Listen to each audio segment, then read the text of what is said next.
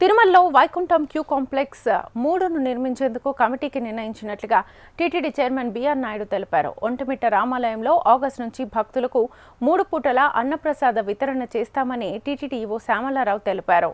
తిరుమలలో అన్ని కార్యాలయాలు ఒకే చోట ఉండేలా పరిపాలనా భవనం నిర్మించాలని నిర్ణయించామన్నారు. టీటీడీలో రోజురోజుకు పెరుగుతోన్న సైబర్ నేరాలను నివారించేందుకు సైబర్ సెక్యూరిటీ ల్యాబ్ను ఏర్పాటు చేయాలని నిర్ణయించామని వెల్లడించారు. స్టడీ చేసి దానికి ఒక కమిటీ వేసి స్టడీ చేస్తారు. ఆ ఎక్స్పర్ట్ కమిటీ ఎలా చేస్తే బాగుంటుంది.